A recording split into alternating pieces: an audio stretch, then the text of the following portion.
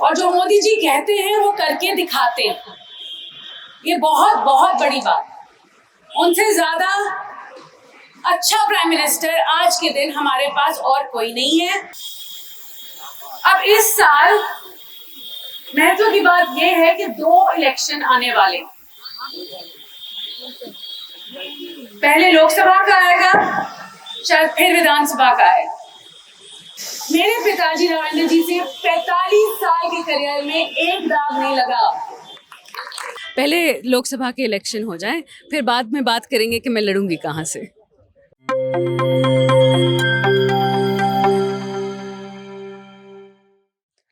नमस्कार, मैं हूं कोमल राव। अब देख रहे हैं एनजेपी हरियाणा।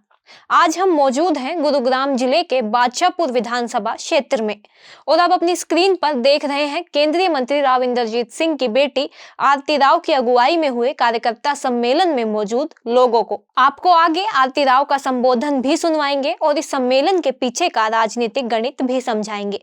अंतर्राष्ट्रीय शूटर रह चुकी आरती ने ऐसा आयोजन पहली बार नहीं किया है। वे इससे पहले भी अहिरवाल की कई अन्य विधानसभाओं में कार्यकर्ताओं के बीच पहुंच चुकी है। जहां पर जाती है वहीं पर ऐसा लगता है जैसे ये आरती की संबंधित विधानसभा में चुनावी तैयारी है। बादशाहपुर के सम्मेलन के दौरान और बाद में भी आरती की चुनावी संभावनाओं को लेकर ऐसी ही चर्चा चलती रही। आरती खेल क्षेत्र में तो पहले ही पूरी निशानेबाजी सीख चुकी हैं, लेकिन राजनीति की निशानेबाजी में अभी भी परिपक्वता की ओर बढ़ रही हैं। पिता राव इंद्रजीत की छाया से मुक्त होकर मैं उचित समय पर उचित शब्दों का चयन सीख चुकी है। तभी तो आज जमकर पीएम मोदी का गुणगान किया। सम्मेलन स्थल का पूरा माहौल ही भगवा में था, भाजपा में था। हालांकि मंच पर कैडर से जुड़े भाजपाई राव के पुराने समर्थकों की तुलना में कम थे, लेकिन आरती सिंह राव पर भाजपा का रंग पूरा चढ़ा हुआ नजर आया। जिस तरह एक दिन पहले उनके पिता राव इंद्रजीत सिंह नूह के सद्भावना सम्मेलन में सुर में बोले, उसी तरह आरती राव भी पिता की राह पर चलती नजर आई।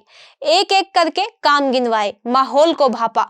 जब सम्मेलन के बाद समर्थकों की ओर से बादशाहपुर से चुनाव लड़ने की बातें की जाने लगी तो मुस्कुराकर टाल दिया। आरती बता गई पहला निशाना लोकसभा है। अपने संबोधन में उन्होंने लोकसभा और विधानसभा चुनाव अलग अलग होने की संभावना भी व्यक्त कर दी, लेकिन बादशाहपुर से मुंह छुपाया भी नहीं। इशारों में कह दिया दाव लगा तो बादशाहपुर से आरती दूर नहीं है, लेकिन यह भी बता दिया कि ऐसा तभी संभव होगा जब एकजुट होकर राव की शक्ति दिखाओगे। आइए अब आरती राव की प्रमुख बातें सुनते हैं। हमें अपने उम्मीदवार का चयन करने के लिए 2-3 चीजों की रिक्वायरमेंट होती है। एक, अच्छी नीयत। दूसरा, तजुर्बा। तीसरी, ईमानदारी। और इन सभी चीज का प्रतीक मैं मानती हूँ मोदी जी, कि आज के दिन हमारा देश जिस स्तर पे खड़ा है वो नरेंद्र भाई मोदी जी की देन। भारत विश्व में एक ताकतवर देश के नाम से जाना जाता है,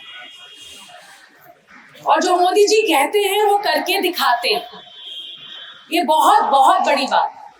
उनसे ज्यादा अच्छा प्राइम मिनिस्टर आज के दिन हमारे पास और कोई नहीं है, और आने वाले लोकसभा इलेक्शन में मुझे पूरा यकीन है वो ही वापस प्रधानमंत्री बनेंगे। अब बात करो हमारे लोकसभा क्षेत्र की, तो ऐसा ही व्यक्तित्व मैं सोचती हूँ राव इंद्रजीत सिंह जी के पास भी है। मेरे पिताजी राव इंद्रजीत से 45 साल के करियर में एक दाग नहीं लगा। वो यहाँ अपने लिए नहीं, अपने लोगों के लिए आए। और मैं हमेशा ये कहती हूँ कि आपकी वजह से उनको आवाज मिली है, और वो आवाज आपके हित के लिए, लड़ने के लिए। अब इस साल महत्व की बात यह है कि 2 इलेक्शन आने वाले। पहले लोकसभा का आएगा, शायद फिर विधानसभा का आएगा। जी, पूरी तैयारी है, जीतेंगे, हम ज़रूर जीतेंगे। और पहले तो लोकसभा के इलेक्शन आएंगे, उसके बाद ही शायद MCG के आएंगे, MCM के आएंगे और फिर विधानसभा के आएंगे। तो मालूम नहीं वो कब कैसे आएंगे, मगर लोकसभा के सबसे पहले हैं, तो उसी की तैयारी है। मैं राव इंद्रजीत सिंह जी के लिए यहाँ पे आई हूँ आज, और लोगों को अवगत कराना चाहती थी उनके कामों से, और उनकी जो साथ उन्होंने हमारा दिया है आज तक, उसके लिए मैं शुक्रिया अदा करना चाहती हूँ। बादशाहपुर की विधानसभा सबसे बड़ी मानी जाती है, इसमें कहीं है मानी नहीं चाहती। हाँ, ठीक है। उसके बाद आसपास के लोग समस्याएं रखी है, तो कितना मान सकते हैं कि जल्दी समस्या का समाधान हो पाए? जी, जितना हो सकता है। मैं हमेशा यही कहती हूँ कि राव साहब काम करने के लिए हमेशा तैयार रहते हैं, और जो भी उनके ताकत होती है वो लगा देते हैं अपने लोगों के लिए। तो जितना काम हो सकेगा वो जल्द से जल्द उनकी जो समस्याएं हैं वो उनका समाधान करेंगे। जिस तरह से बादशाहपुर के कार्यकर्ता संबोधन कर रहे थे, तो क्या लगता है कि आप बादशाहपुर से चुनाव लड़ेंगे? ये तो हर जहाँ भी जाती हूँ मैं, मुझसे यही पूछा जाता कि मैं लड़ूंगी कहाँ से। पहले लोकसभा के इलेक्शन हो जाएं, फिर बाद में बात करेंगे कि मैं लड़ूंगी कहाँ से। आपने अंदाजा लगा लिया होगा कि राव इंद्रजीत सिंह और आरती राव को लेकर आए दिन चलने वाली दल बदल जैसी चर्चाएं भी बेदम है, और राव का दम कम होने की बातें भी बेदम है। बेटी आरती के कामयाब कार्यकर्ता सम्मेलन पिता राव की उम्मीदों को जिंदा रखे हुए हैं। अब उम्मीद पर ही तो दुनिया टिकी है।